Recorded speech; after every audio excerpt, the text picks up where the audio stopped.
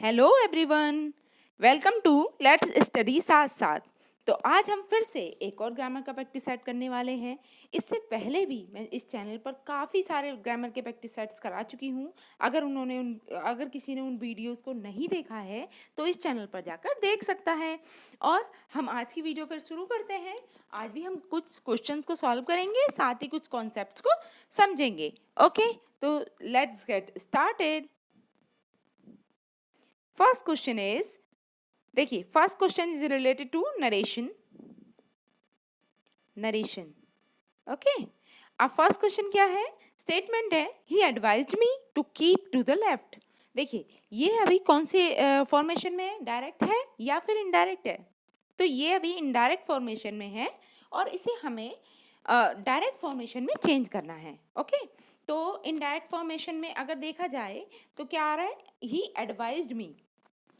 ठीक, इसका मतलब क्या हुआ? अगर हमारा मतलब सेट टू को चेंज हम अगर सेंटेंस असर्टिव सेंटेंस की फॉर्मेशन में होता है, देखिए इस तरीके से समझिए, जैसे कोई भी अगर डायरेक्ट फॉर्मेशन का सेंटेंस होगा तो उसकी जो अगर दो पार्ट में डिवाइड होता है, वो एक रिपोर्टिंग वर्ब होती है, एक रिपोर्टेड स्पीच होती है।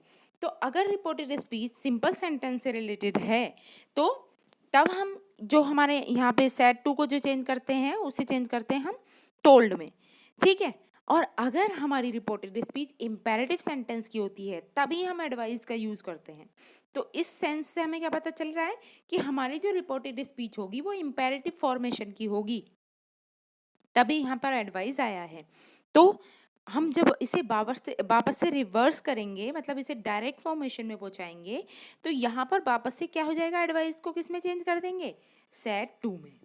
ओके, सेड टू में चेंज कर देंगे तो यहाँ आएगा ही सेड टू मी। ओके, अब आगे क्या होना चाहिए? इन्वर्टेड कोमास स्टार्ट होने चाहिए, उसके बाद कीप टू द लेफ्ट, यानी कि option number A is the right answer. Okay, moving to the next question. Question second is, he proposed that they should play a match in the field। देखिए अब यहाँ पर भी जो हमें question दिया गया है वो कौन सी फॉर्मेशन में है? यस, ये इनडायरेक्ट नरेशन में है। ठीक है, अब इसकी नरेशन हमें चेंज करनी है, इनडायरेक्ट से वापस डायरेक्ट में चेंज करनी है। तो देखिए यहाँ पे आ रहा है प्रपोज्ड, लेकिन डायरेक्ट नरेशन में तो ऐसे वर्ड्स यूज नहीं होते। डायरेक्ट नरेशन में क्या आता है? ऑब्वियस ही बात है, ज़्यादातर सेंटेंसेस में सैड ही आता है। ओके, तो सैड आ गया, ही सैड। देखिए तीनों में है, नन ऑफ द अबव को तो हम फिलहाल के लिए कट ही कर देते हैं। हमारे पास तीन ऑप्शन है, तीन में से राइट चूज करेंगे। ओके, ही सैड हो गया, उसके बाद कंजंक्शन यूज नहीं होना है, हमें इन्वर्टेड कोमा का यूज करना है। ओके, तो जो हमारे तीनों सेंटेंसेस में है, उसके बाद क्या कहा गया है? They should play a match in the field. Okay, तो अब ये किस तरीके से चेंज होगा? क्या आना चाहिए? Late me play a match in the field, late us play a match in the field, they should play a match in the field. तो देखिए ये इंपेरेटिव सेंटेंस का फॉर्मेशन है। ठीक है, तो हम इसे इस तरीके से मतलब सिंपल सेंटेंस के फॉर्मेशन में नहीं बनाएंगे। ठीक, तो हमारा option number C is the wrong. अब दो ऑप्शंस हैं, अब इनमें से क्या आना चाहिए? जैसा कि ये कह रहे हैं दे शुड यानी कि प्लूरल सब्जेक्ट है। अब प्लूरल सब्जेक्ट है तो यहाँ पर एक से ज़्यादा लोगों के बारे में बात हो रही होगी, ऑब्वियस ही बात है। ठीक है, तो मी केवल अकेला खेलने की बात तो नहीं कर रहा ना वो, let me play a match. तो यहाँ पे क्या आएगा? Let us play a match in the field, यानी कि option number B is the right answer. He said let us play a match in the field. Moving to the next question. Question third is, I suggested to my friend that we should go to watch the movie. तो बताइए यहाँ भी ये sentence भी हमारा, ये question भी कहाँ से है? नरेशन से है क्वेश्चन। और आप पहचान ही रहे होंगे जैसा कि इन्वर्टेड कोमास नहीं है क्वेश्चन में, तो ये अभी कौन सी फॉर्म में है? ये है अभी इनडायरेक्ट नरेशन में। ओके, अब इसको हमें डायरेक्ट में वापस से चेंज करना है। तो सजेस्टेड टू को किस में चेंज करेंगे? देखिए सजेस्टेड टू यानी कि पास्ट टेंस आ रहा है, और पास्ट टेंस है तो हम सेज नहीं लिखेंगे, हम सेड टू लिखेंगे। ठीक है, तो I said to my friend, यानी कि हमारी जो रिपोर्टिंग वर्ब आएगी वो इस तरीके से बनेगी, I said to my friend. तो किस किस में है ये? I said to my friend, I said to my friend, I said to my friend. Okay. तो और लेकिन सॉरी, यहाँ पे कोई टाइपिंग एरर हुई है, ये टी को कट कर देते हैं यहाँ से, टी नहीं है यहाँ पे, FRIEND है, ठीक है। I said to my friend, तो तीनों में रिपोर्टिंग वर्ब तो सेम है। उसके बाद क्या होता है, हम दैट का यूज़ नहीं करेंगे, ठीक है। डायरेक्ट फॉर्मेशन में कभी भी दैट का यूज़ नहीं होता, तो इसलिए बी पार्ट तो इसलिए रॉन्ग हो जाएगा। अब हमारे पास बचते हैं दो ऑप्शन। अब इसमें क्या आना चाहिए, इन्वर्टेड कॉमर्स दोनों में स्टार्ट हो रहा है। एक में है let me go to watch the movie. देखिए इसमें ऐसा नहीं है कि वो पर्सन जो है, जैसा कि हम सेंटेंस को के मीनिंग से समझ पा रहे हैं, I suggested to my friend that we should go to watch the movie, तो वो दोनों लोग मतलब जाना चाहते हैं मूवी देखने, ऐसा नहीं है कि वो अकेला जाएगा, इसलिए ये सेंटेंस भी रॉन्ग हो जाएगा। इसकी रिपोर्टेड स्पीच रॉन्ग है, क्या है, let me go to watch the movie, तो ये रॉन्ग हो जाएगा। अब हमारे पास एक ही ऑप्शन है, option number C, I said to my friend let us go to watch the movie. Option number C is the right answer. Okay, next question number 4, I was here to say so by my teacher active voice। देखिए अब ये sentence दिया गया है और इसको हमें इसकी वॉइस चेंज करनी है, ओके। ये इसको हमें वापस से एक्टिव वॉइस में चेंज करना है। जैसा कि हमने सेंटेंस सुना, आई वॉज हियर टू से सो बाय माई टीचर, ये अभी पैसिव वॉइस की फॉर्मेशन में है, ठीक है। अब ये पैसिव वॉइस की फॉर्मेशन में है, तो इसे हम जब वापस एक्टिव में चेंज करेंगे तो हम सबसे पहले क्या देखेंगे, यहाँ पे वर्ब की फॉर्म और हेल्पिंग वर्ब देखते हैं। देखिए जैसा कि यहाँ पे दिया गया है, हेल्पिंग वर्ब क्या आ रही है, वॉज, ठीक। और वॉज किस सिचुएशन में आता है, जब हमारी एक्टिव वॉइस का सेंटेंस किस में हो, सिंपल पास्ट टेंस में हो, ओके। सिंपल पास्ट टेंस यानी कि कोई भी हेल्पिंग वर्ब का यूज नहीं होगा, प्लस वर्ब की सेकंड फॉर्म यूज हो रही होगी, नो हेल्पिंग वर्ब, क्योंकि असर्टिव सेंटेंस की बात हो रही है। नेगेटिव होता तो हाँ हेल्पिंग वर्ब लगती डिड, तब वर्ब की फर्स्ट फॉर्म आती, ओके। तो यहाँ पे असर्टिव सेंटेंस है, तो यहाँ पर हम इसी चीज से पहचान सकते हैं। देखिए बाय माय टीचर यानी कि माय टीचर तो हमारा सब्जेक्ट होगा उस सेंटेंस का। दूसरा, हमें तीन चीज बेसिकली पहचाननी है, सब्जेक्ट, वर्ब एंड ऑब्जेक्ट। तो सब्जेक्ट हमने पहचान लिया, माय टीचर होना चाहिए, जो कि चारों ऑप्शन में है, तो इससे तो हमारा काम नहीं बनता। अब हम देखेंगे हमारी वर्ब को, अगर वर्ब के साथ कोई भी हेल्पिंग वर्ब आ रही होगी वही स्टेटमेंट रॉन्ग हो जाएगी, ठीक है। जैसा कि फर्स्ट रॉन्ग हो गई। अब सेकंड की बात करें तो यहाँ आ रहा है हियर्स, लेकिन जैसा कि मैंने आपको बताया कि ये सिंपल पास्ट में कन्वर्ट होगा, तो सिंपल पास्ट में क्या होता है, वर्ब की सेकंड फॉर्म का यूज होता है, इसलिए ये रॉन्ग हो जाएगा क्योंकि यहाँ पर वर्ब की फर्स्ट फॉर्म दी हुई है। आगे चलते हैं, my teacher heard me say सो, और नेक्स्ट इज वाज हियरिंग, तो वाज हियरिंग तो वैसे ही रॉन्ग हो जाएगा क्योंकि हम कोई भी हेल्पिंग वर्ब यूज नहीं करेंगे, जैसा कि हमें सिंपल पास्ट में बनाना है, ना कि पास्ट कॉन्टिन्यूअस में, ओके। तो option number C is the right answer, my teacher heard me say so, okay. Moving to the next question, question number 4, I am not satisfied with you, okay. इसकी भी voice ही change करनी है हमको, okay. तो जैसा कि आप देख पा रहे होंगे कि सेंटेंस किस में है, पैसिव वॉइस की फॉर्मेशन में है। अब इसे हमें वापस से एक्टिव वॉइस में चेंज करना है, तो इसमें भी हम क्या पहचानेंगे, सबसे पहले हम सब्जेक्ट लेंगे अपना, फिर वर्ब लेंगे, फिर ऑब्जेक्ट लेंगे। तो अगर हम देखें तो सब्जेक्ट क्या आ सकता है यहाँ पे, देखिए आई am not satisfied with you, तो विद यू यानी कि हम यू को एज अ सब्जेक्ट बना सकते हैं। तो यू किस किस में सब्जेक्ट है, ए में है और सी में है, तो बी को कट कर देंगे, ए सी डी, अभी हमारे पास तीन ऑप्शंस हैं, जैसा कि हम यू एज अ सब्जेक्ट ले रहे हैं। उसके बाद हम चलते हैं अपनी वर्ब पर, जो हमें वर्ब निकालनी है। तो वर्ब कैसे देखेंगे, देखिए पैसिव वॉइस में इज आर एम कब यूज होते हैं, जब हमारी एक्टिव वॉइस का सेंटेंस कौन से टेंस में हो, सिंपल प्रेजेंट टेंस में हो, ठीक है। जब एक्टिव वॉइस का सेंटेंस हमारा सिंपल प्रेजेंट में होता है, तभी हम पैसिव वॉइस में is R am helping verb का यूज करते हैं। तो जैसा कि यहाँ एम आ रहा है, तो जब हम वापस रिवर्स इसे एक्टिव वॉइस में चेंज करेंगे, तब हमारा सेंटेंस किस टेंस में बनेगा, वो बनेगा सिंपल प्रेजेंट टेंस में, ओके। अब सिंपल प्रेजेंट टेंस की हेल्पिंग वर्ब क्या होती है, सिंपल प्रेजेंट टेंस की हेल्पिंग वर्ब होती है डू या फिर डज, ओके। जैसा कि ये नेगेटिव सेंटेंस है, अगर असर्टिव होता तो असर्टिव सेंटेंस में कोई भी हेल्पिंग वर्ब नहीं लगती सिंपल टेंस में, उसमें सिर्फ क्या होता, वर्ब की फर्स्ट फॉर्म आ रही होती और सब्जेक्ट अगर सिंगुलर है तो फर्स्ट फॉर्म में एस या ईएस भी ऐड हो रहे होते। लेकिन जैसा कि ये सेंटेंस नेगेटिव है, तो नेगेटिव है तो हम हेल्पिंग वर्ब से भी पहचान सकते हैं। अगर कहीं पर डू डस आ रहा है तो वही सेंटेंस हमारा करेक्ट हो जाएगा। जैसा कि हम यहाँ देख रहे हैं आर नोट, ये भी रॉन्ग हो गया, ठीक है, आर नोट ये भी रॉन्ग हो गया, और हम हेल्पिंग वर्ब से ही पहचान गए हैं कि हमारा उत्तर क्या है, ठीक है। You do not satisfy me, okay, तो डू नॉट इससे पहचान गए हेल्पिंग वर्ब डू, ओके। तो option number C is the correct answer. Moving to the next question. I hope you will understand. और अगर आपको मेरी स्पीड ज़्यादा तेज़ लग रही हो तो प्लीज़ वीडियो को स्लो करके भी देख सकते हो, स्लो मोड में, ओके। अब चलते हैं क्वेश्चन नंबर 6 पर। Just a minute, yes, let me correct my pen. Question number 6, there is no cure dash cancer. तो बताइए कौन सी प्रेपोजिशन यूज होगी। देखिए, प्रेपोजिशन से क्वेश्चन हर एक कॉम्पिटिटिव एग्जाम में बनते हैं, जिस भी एग्जाम में इंग्लिश ग्रामर पूछी जाती है, ओके। तो प्रेपोजिशन को आप इतना इजी ना समझे, प्रेपोजिशन एक बहुत ही टफ नट टू क्रैक जैसी चीज़ है, ओके। तो अभी हम देखते हैं यहाँ पे क्या प्रेपोजिशन यूज होगी। There is no cure dash cancer. Options है cure since cancer, cure for cancer, cure from cancer, cure of cancer. What is the correct preposition? सोचिए और आंसर कीजिए।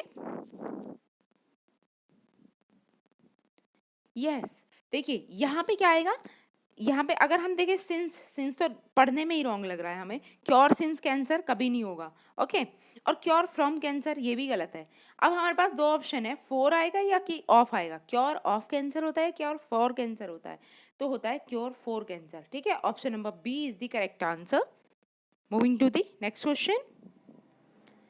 Question 7, I am anxious dash my son's health. Option है आपके पास about, at, for, from. What is the correct answer? I am anxious dash my son's health. क्या आना चाहिए? Anxious about, anxious at, anxious for, anxious from. Yes, यहाँ पर क्या आएगा, एंग्शियस के साथ भी ध्यान रहे ये एक फ्रेजल वर्ब है और एंग्शियस के साथ हमेशा प्रपोजिशन फॉर का यूज होता है। Option number C is the correct answer.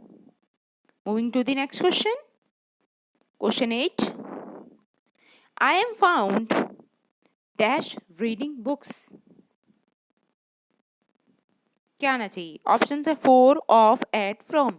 I think ये टाइपो हो गई है, ये फाउंड ना हो गए, हम इसे करेंगे फॉन्ड, FOND, ठीक है। अब ये करेक्ट है। ये फॉन्ड के साथ बताइए कौन सी प्रपोजिशन यूज होती है। I am fond dash reading books, तो क्या आएगा? Fond for reading books, fond of reading books, fond at reading books, या fond from reading books. What is the correct answer? Yes, जैसा कि आपने अक्सर सुना होगा फॉन्ड ऑफ के बारे में, ओके। तो यहाँ पे ऑफ ही करेक्ट है, fond of. I am fond of reading books. Moving to the next question. Question 9 is fill in the blanks with the suitable option. She took offense dash the abusive language used by him. तो बताइए offence के साथ में कौन सा preposition use होगा। Options हैं in, with, of, at. What is the correct answer? देखिए, ऑफेंस का भी इसी तरीके से फिक्स्ड प्रपोजिशन चलता है। जैसा कि अगर ऑफेंस के साथ हम विद लगाते हैं, ठीक है, तो हमें कोई लिविंग थिंग्स लगानी है, यानी कि ऑफेंस विद समवन होता है, ठीक है। ऐसे ही ऑफेंस अगर नॉन लिविंग थिंग्स के साथ यूज करना है तब क्या हो जाएगा? तब होगा हमारा ऑफेंस एट समथिंग, ठीक है। ऑफेंस विद समवन और ऑफेंस एट समथिंग होता है। अब जैसे यहाँ पे कहा गया है she took offence dash the abusive language, ठीक है। तो यहाँ पर ऑफेंस किस चीज़ का लिया जा रहा था? द अब्यूजिव लैंग्वेज का, ओके, यहाँ पे समथिंग की बात हो रही है तो समथिंग के साथ क्या लगाएंगे, एट। ओके, तो option number D is the right answer. She took offence at the abusive language used by him. Okay, moving to the next question. Question 10, Meena is not as dash as her cousin. तो क्या आएगा, clever, cleverest, either of these, none of the above. Very easy question, आज का ये easiest question of the day है। Okay, बताइए, जैसा कि एज यूज हो रहा है तो एज के साथ कौन सी डिग्री लगती है एडजेक्टिव की, यस एडजेक्टिव की कौन सी डिग्री लगती है, पॉजिटिव, ना कि कंपैरेटिव या सुपरलेटिव। ठीक है, ना तो यहाँ कंपैरेटिव डिग्री लगेगी और ना ही यहाँ सुपरलेटिव डिग्री लगेगी, यहाँ पर लगेगी पॉजिटिव डिग्री यानी कि clever. Meena is not as clever as her cousin. Okay, option number A is the correct answer. Next is yes 11, tick best alternative to complete the sentence. देखिए, इस सेंटेंस को complete करने के लिए इसमें से बेस्ट को चुनना है। सेंटेंस है the course of action will be prejudicial. तो आगे क्या आना चाहिए, in the interest of our country, of the interest of our country, after the interest of our country. What is the correct answer, the course of action will be prejudicial.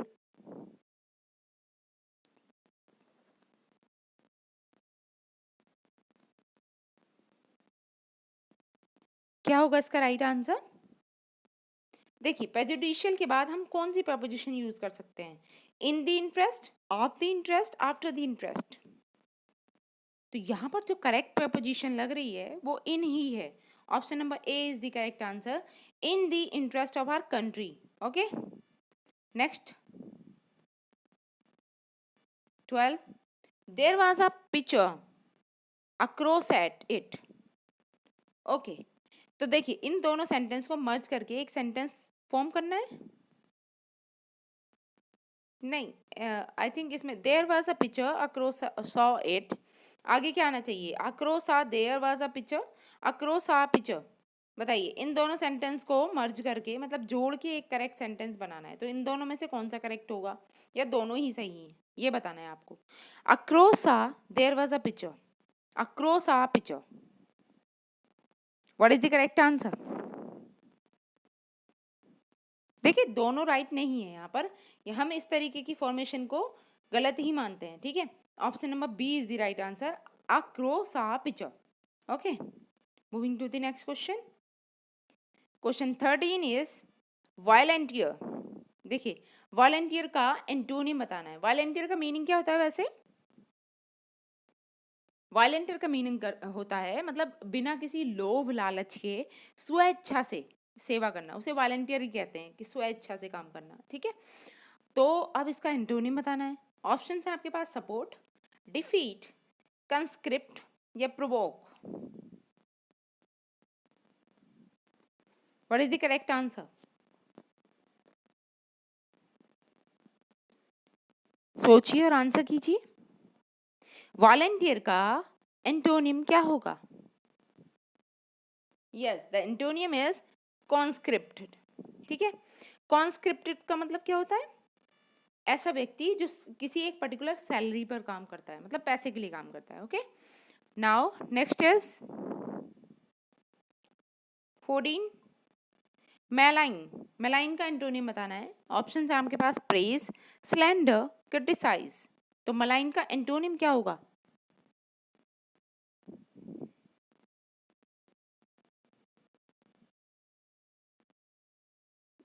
देखिए malign का मतलब basically क्या होता है, किसी को नीचा दिखाना। ठीक है, और स्लेंडर और क्रिटिसाइज भी इसी में कंसिडर किए जाते हैं, लेकिन इसका अगर हम एंटोनिम देखें तो वो क्या हो जाएगा, praise. Option number A is the correct answer. Next is nefarious. What is the antonym of this word, nefarious? Option है विग्ड, एबल, बैनिंग या फिर डाइबर्स। तो नेफेरियस का एंटोनियम क्या होगा? द एंटोनियम इज बैनिंग, ठीक है, option number C is the correct answer. Moving to the next question. Question 16 is aeroplane or captain, बताइए कहाँ पर रखे जाते हैं एरोप्लेन को? ऑप्शन है आपके पास dockyard, field, aerodrome, apiary. What is the correct answer? Aeroplanes are kept in dockyard, field, aerodrome, apiary. तो इसका करेक्ट आंसर है option number C, aerodrome. Okay, next is 17 coins are made in, option है apiary, mint, dockyard, factory. तो बताइए coins कहाँ पर बनते हैं? कॉइन्स आर मेड इन, क्या होगा करेक्ट आंसर?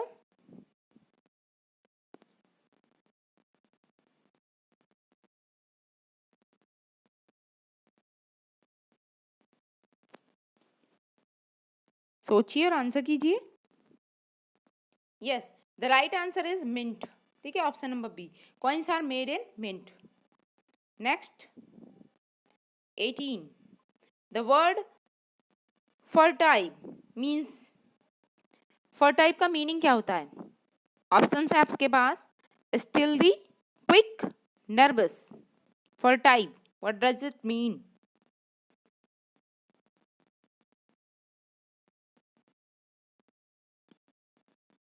सोचिए और आंसर कीजिए। What is the correct answer? Fertile का मतलब क्या होता है?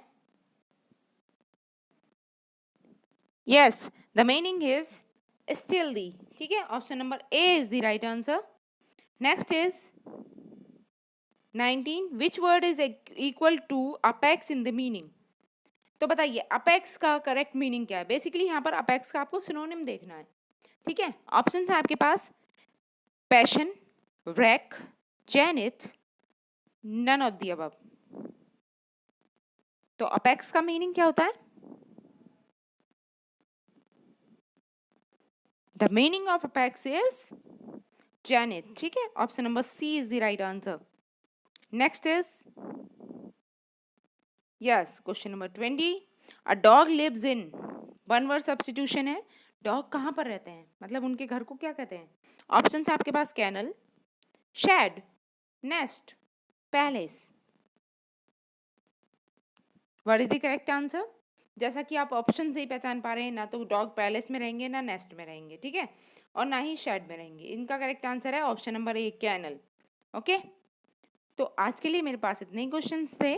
आई होप मेरी ये वीडियो आपको अच्छी लगी होगी, और अगर मेरी वीडियो आपको अच्छी लगी है तो प्लीज़ इसे ज़्यादा से ज़्यादा लोगों तक स्प्रेड करें, लाइक करें, शेयर करें, सब्सक्राइब करें। और जो मेरे चैनल पर बहुत सारी प्रैक्टिस सेट्स पड़े हैं इसी तरीके की वीडियोस के, तो उन्हें भी आप देख सकते हैं। जैसा कि हम जीएस स्पेशल सीरीज़ भी चला रहे हैं, हिस्ट्री की क्लासेस और ज्योग्राफी की क्लासेस शुरू हो चुकी हैं हमारे चैनल पर। साथ ही हम करंट अफेयर्स के भी काफ़ी सारी वीडियोस को अपलोड करने वाले हैं, और साथ ही हमारी इंग्लिश की भी ये क्लासेस चली रही हैं। जैसा कि आपको पता है अपकमिंग जो वैकेंसीज़ हैं वो जीआईसी एलटी ग्रेड की होंगी, जिसमें आपको जीएस की भी जो बहुत ज़्यादा नीड होगी, तो इसलिए आप अभी से प्रिपेयर करते हुए चलें उसके बारे में, ठीक है। तो अब आज के लिए इतना ही रखते हैं। I hope you are doing well. Thanks for watching, keep learning.